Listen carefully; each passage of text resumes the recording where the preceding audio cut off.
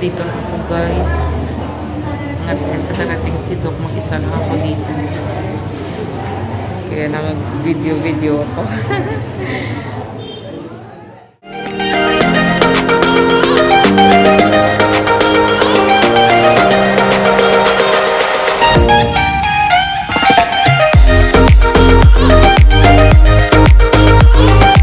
Where a mother's heart is unconditional love. Ay, ganun.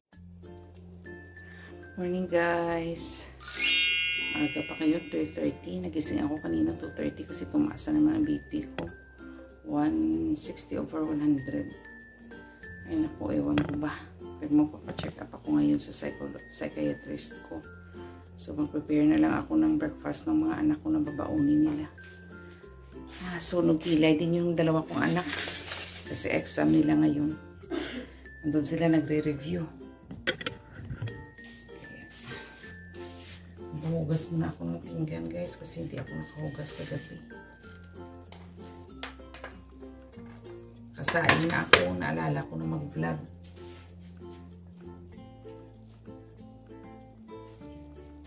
Mag-vlog ako. Lagay ko na dyan. Lagay sa akin. Hugas muna ako. Akala kong bahay, parang hindi ko naman ako. Hindi ako kagabi nakahugas ng pinggan guys kasi parang napagod din yung katawan ko. Nagpa-laboratory si Maxine kanina umaga. Tapos padating ko dito tanghali na kasi sa Bacolod siya nagpa-laboratory. Tanghali na ako nakarating dito kaya nagpahinga na lang ako. Nag-lunch ako tapos nagpahinga. Tapos nung hapon, mga 2 PM naglaba ako. Medyo madami-dami din ang nilabahan ko pero hindi ko pa naubos. Pag okay na ako mamaya, maglalaba ako ulit.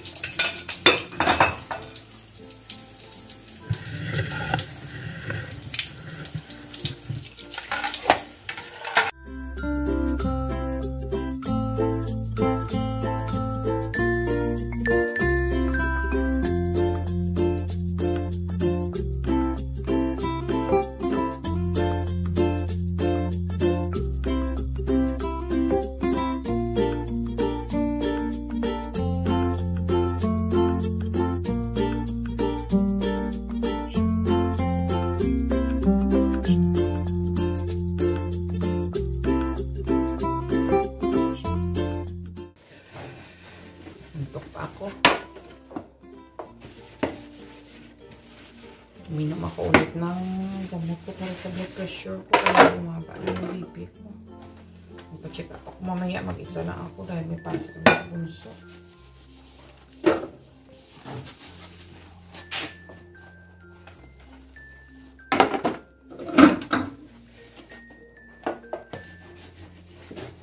Gusto ko nang ihinto ang aking guys, ang aking gamot sa sa anxiety ko.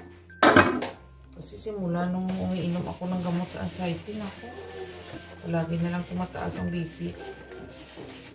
Minsan 3 araw sunod-sunod.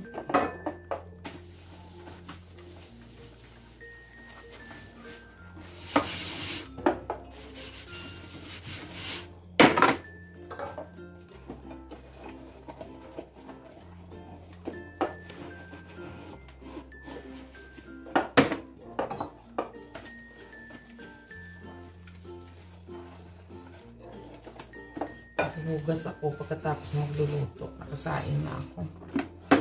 Naalala ko pala, sabi ko i-vlog ko kasi content din yun. Naku guys, alam nyo kung i-vlog ko na ang buong araw ko. Walang tigil ang trabaho.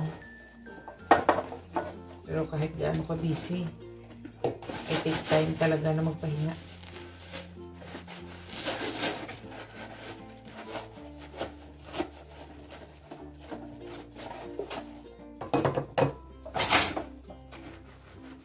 Kinakaya ng katawan ko pag tuloy-tuloy.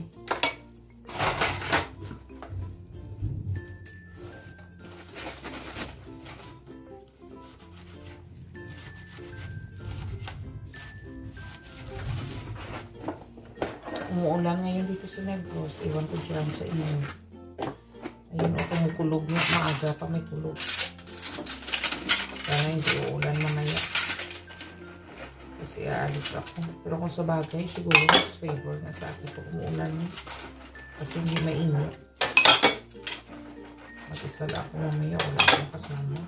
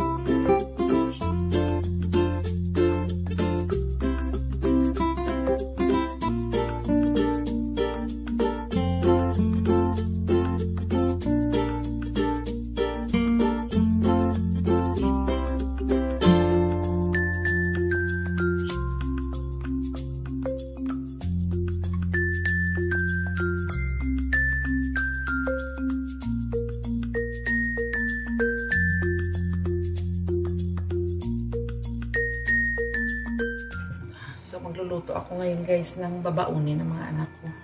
Hipon. Nalinis ko na to kagabi tapos natimpla ko din. Asara ko bintana, may tidlat. Nakakatakot ang tidlat guys. Nakakatakot ang tidlat.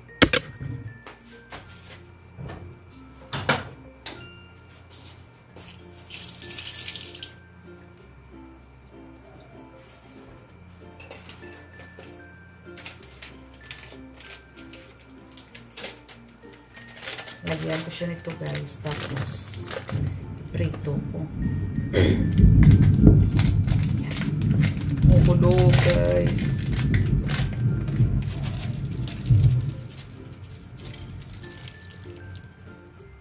Seasoned crumbs.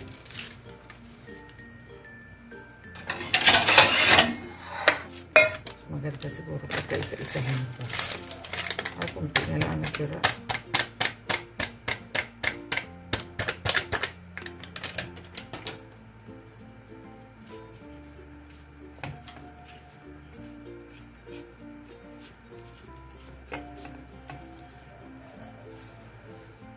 Lagyan ko kaya flour. Lagyan ko ng carbs. Kunti lang. Hindi ko ito napansin. Naubos na pala.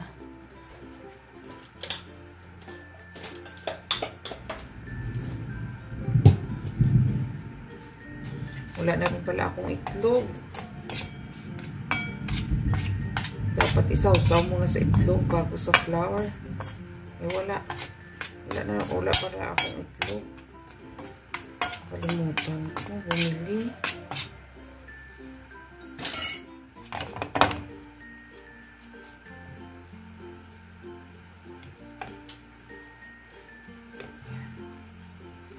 Ito yung baon nila sa lunch guys. Lagyan na ng ketchup, masarap na to.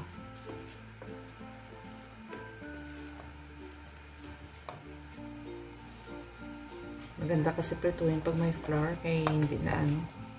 Sus, hindi rin yun pala kita.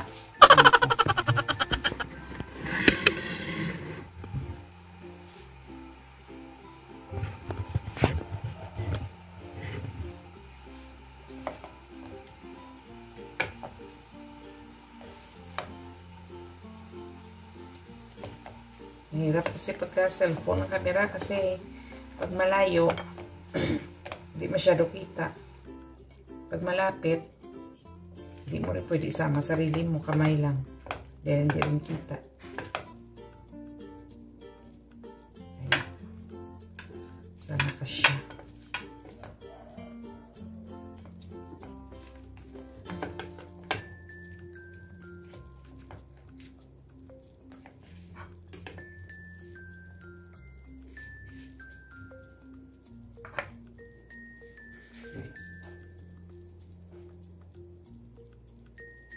Nilagay ko to kasi kagabi guys sa sa freezer. Tapos din-frost ko lang. Kasi pag hindi mo ilagay sa freezer, natakot ako baka ano bang tawag sa Tagalog? Ay nako, palagi akong loading. Hindi na fresh ba? Alam mo naman tong hipon, pagka kinain mo na hindi fresh, makakause din ito ng allergy.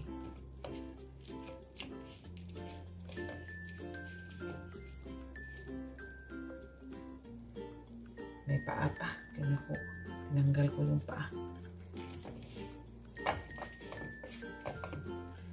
Ayun.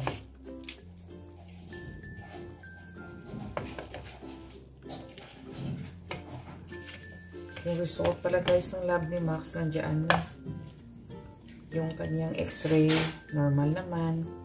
Yung blood chemistry niya, normal. Yung ano niya lang, yung creatinine, SGPT, okay. Yung problema niya lang yung sugar niya.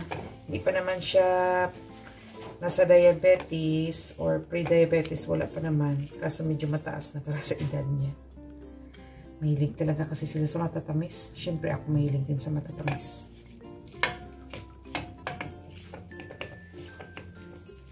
Di kita mo. Si Manong mo, basta alas 4 na?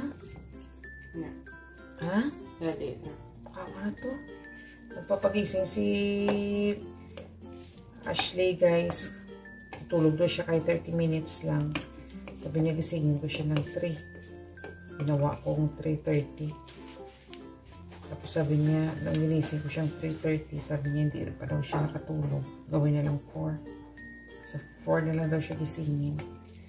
Kawawa naman ang mga anak ko.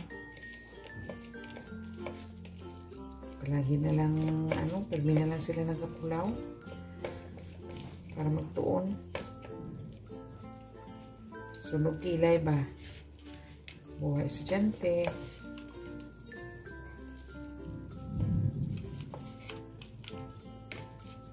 Kaya ginasituate ko lahat ng pangailangan ng anak ko na nandiyan.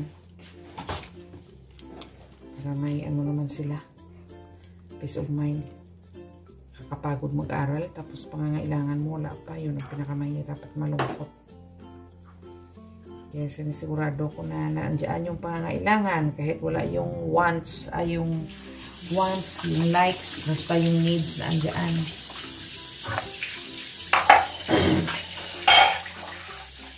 So, prito ko na lang to guys para sa kanilang lunch.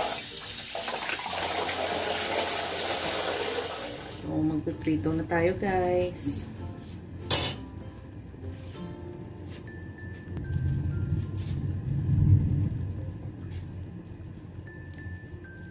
Palaging galit ang langit.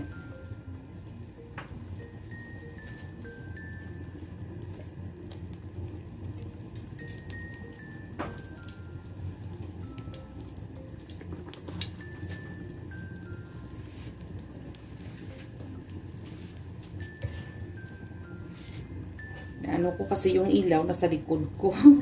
Kaya na ng shadow ko yung niluluto.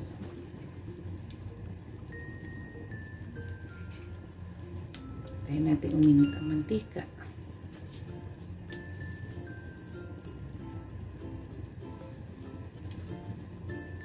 Ito mainit.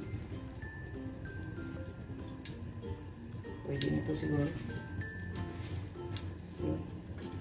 Si Max nakabantay na sa tabi ko. Kala ko ba mag-aaral ka lang?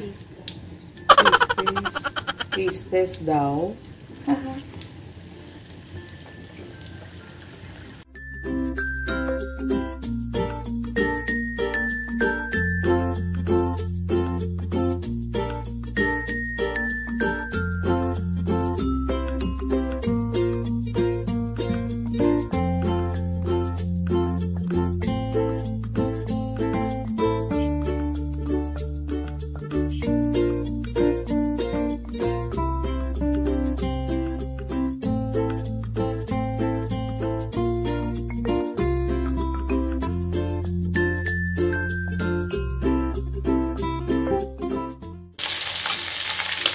Sarap guys. Nag-taste na si Max.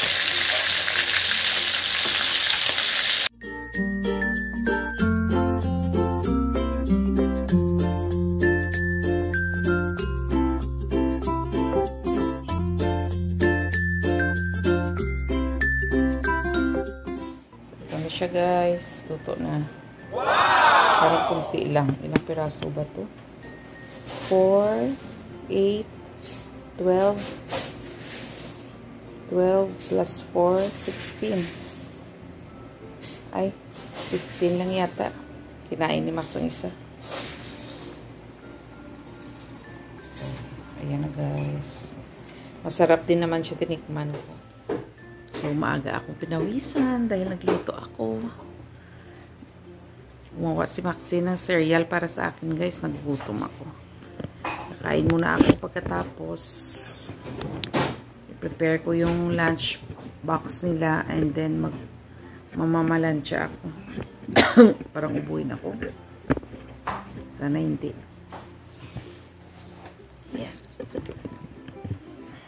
Dito yung kumot ko kasi dito ako natulog kanina. Tumaas yung BP ko. Hindi ako dito sa sofa. Oh, pinantok pa ako. 2:30 yata pagising ko. Yung oras kanina na nagising ako 2:30. Gabi pause ko.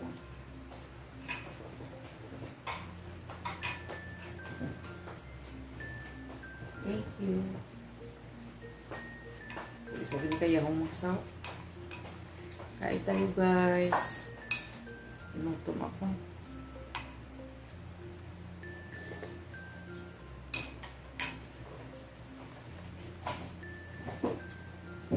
Minsan umiinom din ako ng gatas guys kasi kailangan ko ng calcium. Dahil nga na-opera na ako. Hindi na kaya ng katawan ko mag-produce ng calcium.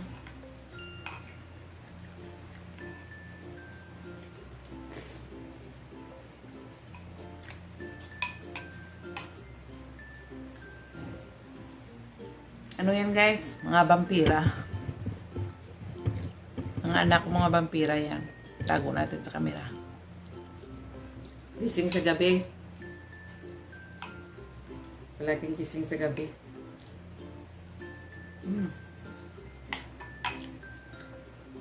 Sarap.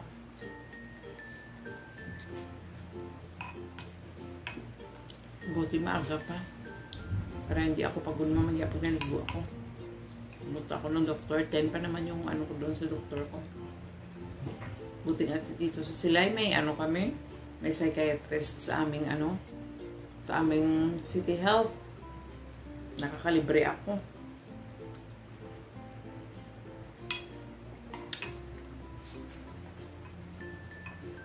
Mahal kasi magpa-psychiatrist guys.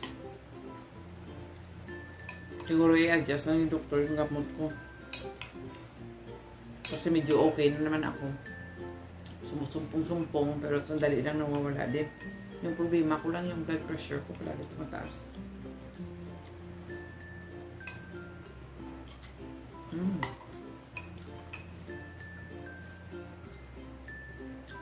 Pagkagutom ako guys, kumakain ako kaagad kasi diba, may ano ako gastritis.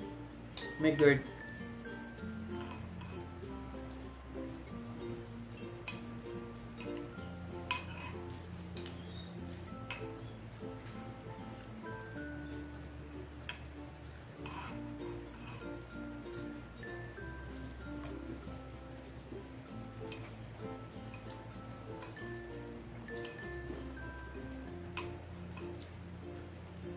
Yung cereal, maganda din ito para ma-boost yung ating energy.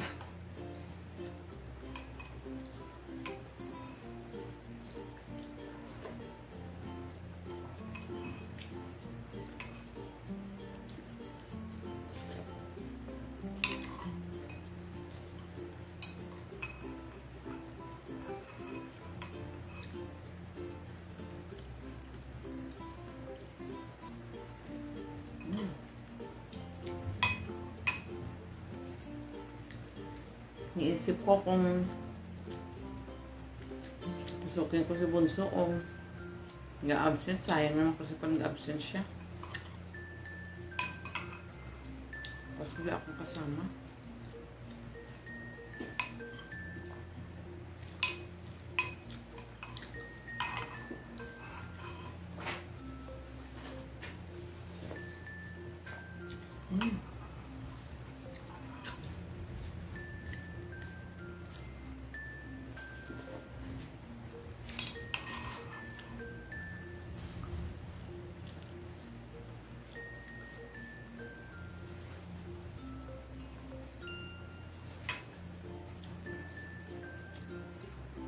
Kahit hindi na ako mag-breakfast mamaya, okay na ako. Daming binigay ng Serious Max.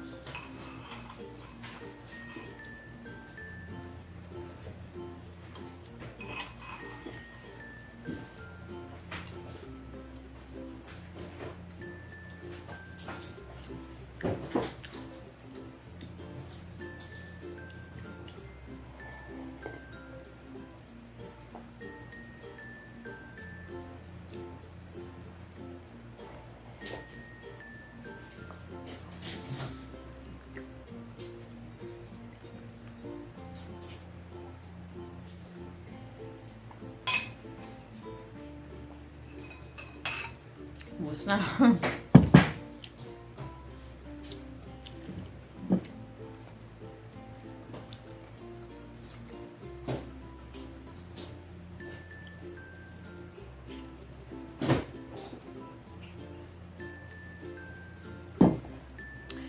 Salamat sa grasya. Init. Grabe yung pawis ko. Ay, fine.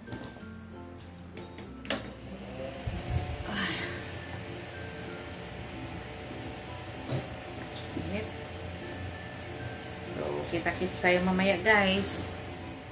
So, ready na kanilang baon, guys. Tatlo lang naman sila ang magbabaon. Si panganay, si pangalawa at si pangatlo. Si bunso. Umuwi yan for lunch sa tanghali. Kaya tatlo lang. Ayan. Tigil 5 sila. So, okay na yan for breakfast. Mamalansya na ako. Hindi ko na kayo isama doon. Mamaya tayo, magkita-kita tayo mamaya pag nagpa-check up na ako. So, yung ating editor. Aral-aral. Yung isa doon, tulog. Hindi kinaya. So, see you mamaya, guys, pag nagpa-check up na ako. Busy pa. A few moments later. So, aalis na ako, guys. Mag-isa lang ako. Medyo na-stress ako kanina. Nagpahinga lang ako konti. Thank you, God, na medyo okay na ako. Aalis ako. Mag-isa lang ako kasi exam ng dalawa kong anak. Tsaka yung dalawa may pasok din. Si Liam nagpa-practice ng kanyang intramurals. Kaya hindi nila ako pwede masamahan. Thank you kay Lord. Kanina medyo ako, parang disoriented na Pero ngayon okay na. Parang okay na ako. Aalis na ako, guys. Magpapacheck up ako sa aking psychiatrist. So, samahan niyo ako, guys. A few minutes later. Nandito na ako, guys.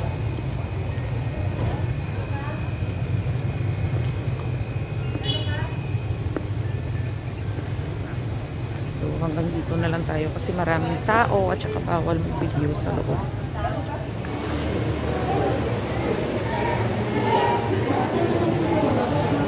Nandito na ako, guys.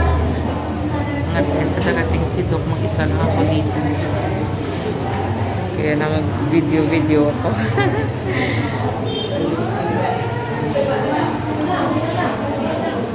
A few inches later. Kararating ko lang, guys. Katapos na ako mag-check up. Grabe yung tagal ng doktor. Marami pa pala siyang pinupuntahan na NGO na check up. Kaya na mga ng oras na yun. Mga 11:30 siya dumating doon. So okay na yun. Yung gamot ko, pagpatuloy ko pa daw another 3 months. Tapos sabi ko, Dok, palaging tumataas yung blood pressure ko. Kaya sabi niya, babalik daw ako sa aking cardio. Kasi yung Concor ko para yun sa heart ko. Saka amlodipine, babalik ako sa cardio ko. Baka kinakailangan na i-adjust yung aking gamot sa blood pressure. Tapos yung yung hindi naman daw sa gamot na iniinom ko tumataas yung BP ko, kundi dahil talaga sa anxiety ko. Kaya another 3 months. Nakakalungkot kasi syempre daming gastusin sa school. Nagkakasakit pa ako. Pero kailangan ko rin alagaan ang sarili ko. So, magluluto muna ako, guys. Darating na si Bon. 5 minutes to 12. 12 yung labas niya sa school. Mga 12:10, nandito na yun. Kakain na ng lunch, kaya magluluto muna ako.